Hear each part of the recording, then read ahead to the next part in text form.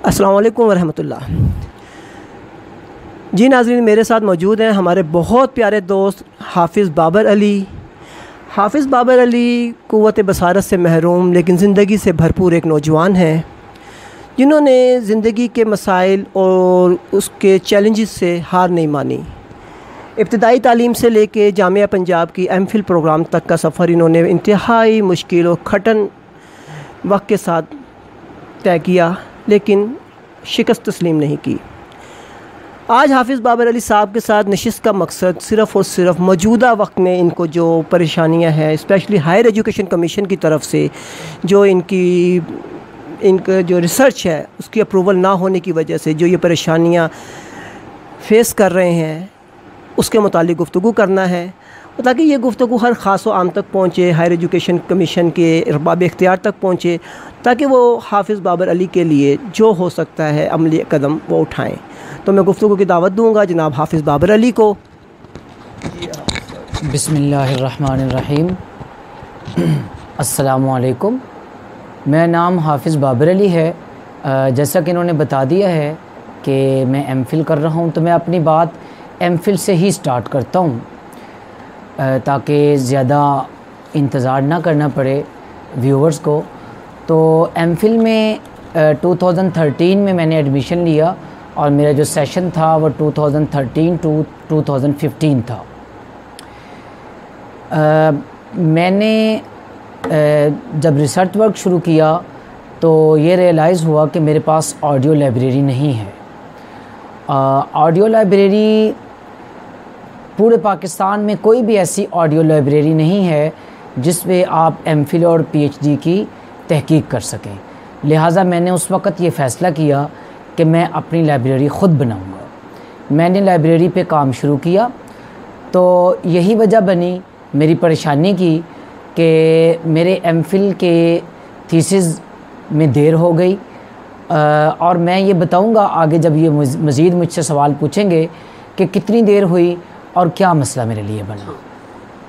अच्छा हाफिज़ साहब, आप एमफिल कर रहे हैं और जैसा कि आपने बताया कि आपके एमफिल के मुकाबले में आपको कुछ ताख़ीर हो गई, तो क्या आप हमारे ऑडियंस को बताएंगे वो ताख़ीर कितनी देर की थी और नॉर्मली वो कितनी देर की होती है? ये प्रोग्राम जो एमफिल का है ये 2 साल का होता है और 2 साल ये तमाम लोगों को एक्स्ट्रा देते हैं, चाहे वो साइटेड भी हो स्टूडेंट। अगर वो 2 साल भी साथ मिलाए जाएं तो मेरा जो मुकाला था वो 22 मई 2019 को सबमिशन के लिए तैयार हो गया था। तो ये टोटल 17 महीने बनते हैं जो मेरी ताख़ीर हुई है, अगर वो 2 साल भी मिला लिए जाएं तो। लेकिन मेरे इशू में और वो लोग जो इश्यूज़ पेश करते हैं उनमें ज़मीन आसमान का फ़र्क है। मेरा एक इशू तो ये है कि इनके पास कोई लाइब्रेरी नहीं थी, ऑडियो लाइब्रेरी, और दूसरी बात ये है कि हायर एजुकेशन कमीशन के पास कोई पॉलिसी नहीं है। तो जब हायर एजुकेशन कमीशन के पास स्पेशल लोगों के लिए पॉलिसी नहीं है तो फिर उसके बाद इनका झगड़ा करने का काम ही नहीं बनता। अब मैं आपको इशू बताता हूँ कि मेरा इशू क्या था। इशू ये था कि 22 मई 2019 को जब मैंने मुकाला सबमिशन के लिए पेश किया तो मैंने वीसी साहब को एप्लीकेशन दी। उन्हें मैंने बताया कि मेरे पास इस तरह लाइब्रेरी नहीं थी और ये सारी बात।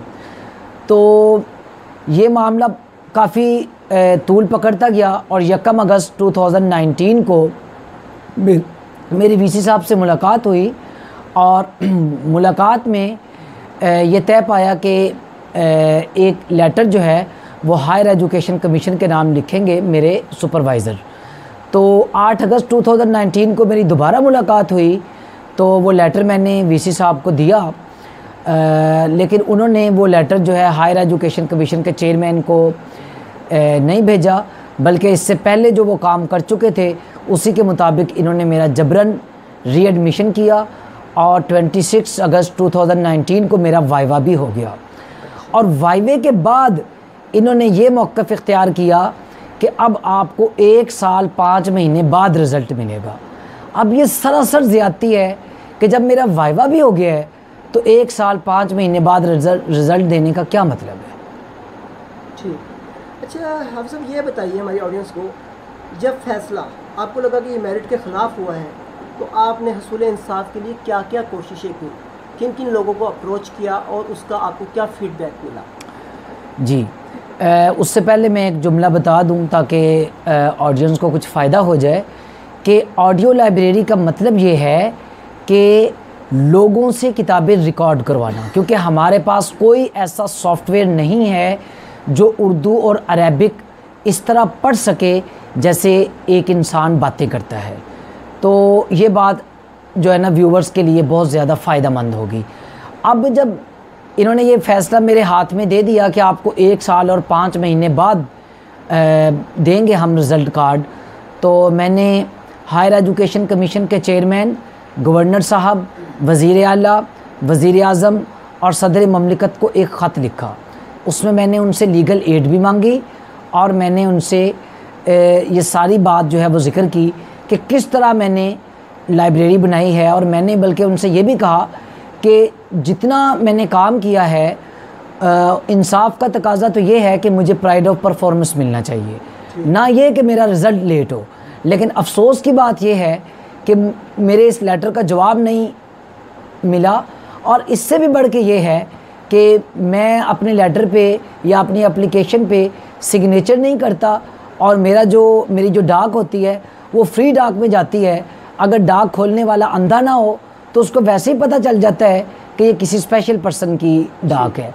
इसके बावजूद इन लोगों ने जवाब नहीं दिया। अच्छा हाफिज़ साहब, मैं अब आपसे ये पूछना चाहूँगा कि वो जो लाइब्रेरी आप इस्टेब्लिश कर रहे थे, क्या वो इस्टेब्लिश हो गई है? जी, वो इस्टेब्लिश हो भी गई है। और कोई लाइब्रेरी जो है वो इस्टेब्लिश इस तरह नहीं होती, दुनिया की कोई भी लाइब्रेरी, कि उस पर काम करने की ज़रूरत ना हो। जब तक मैं ज़िंदा रहूँगा इंशाअल्लाह उस पर काम होता रहेगा। तो ये मेरी कमिटमेंट है। बाकी वो इस हद तक इस्टेब्लिश हो गई है कि उस पर तहकीकी काम किया जा सकता है। अच्छा हाफिज़ साहब, आखिर में एक छोटा सा पैगाम अरबाब इख्तियार के नाम, जिनको आप समझते हैं कि ये लोग आपकी मदद कर सकते हैं। मैं ये कहूँगा कि आप सब लोगों की, जो भी अरबाब इख्तियार हैं, नाम लेके बताएं कि हायर एजुकेशन कमीशन है या पंजाब यूनिवर्सिटी की वीसी है, आपके HOD हैं, व्हाटएवर।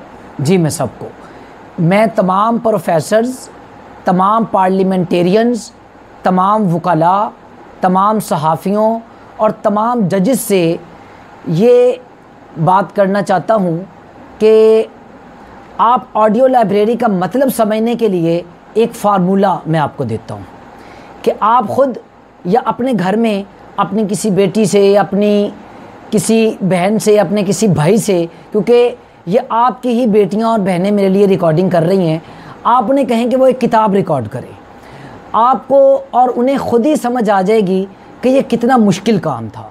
और मैंने लाखों सफ़ात 4-5 साल के अरसा में रिकॉर्ड करवाए हैं, जो कि एक बहुत बड़ा काम है। अब मैं पार्लियामेंटेरियन से ये कहूँगा कि मुझे लेजिस्लेशन चाहिए। मुझे लेजिस्लेशन इसलिए चाहिए कि मेरा आइन मुझे ये हक़ देता है बहैसियत पाकिस्तानी शहरी होने के, कि मुझे हर तरह की तालीम हासिल करने का और पेशा इख्तियार करने का और जायदाद ख़रीदने का हक़ है। ये मेरे बुनियादी हुकूक में शामिल है। लेकिन आप लोग मेरा कोई काम नहीं कर सके, मैंने ख़ुद अपने लिए लाइब्रेरी बनाई। तो अब पार्लियामेंटेरियन से तो मैं ये कहूँगा कि वो मेरे लिए लेजिस्लेशन करें। जजेस से मैं ये कहूँगा कि उन्हें आइंदा केस सुनने में आसानी होगी, और वकला को इससे ये फ़ायदा होगा कि वो मेरे साथ रब्ता कर सकेंगे कि मेरा वो केस लड़ें सुप्रीम कोर्ट में भी। और प्रोफेसर ज़ात जो हैं उन्हें तो ख़ास तौर पे फ़ायदा होगा, इसलिए कि वो माहिरीन तालीम है। बहुत शुक्रिया हाफिज़ साहब आपका, आपने हमें वक्त दिया। इंशाअल्लाह ताला हम कोशिश करेंगे कि आपका पैगाम बहुत ज़्यादा लोगों तक पहुँचे, और बल्कि ख़ुसूसन हम कोशिश करेंगे कि अरबाब इख्तियार तक आपका पैगाम पहुँचाएँ। Thank you so much sir. जज़ाकल्लाह।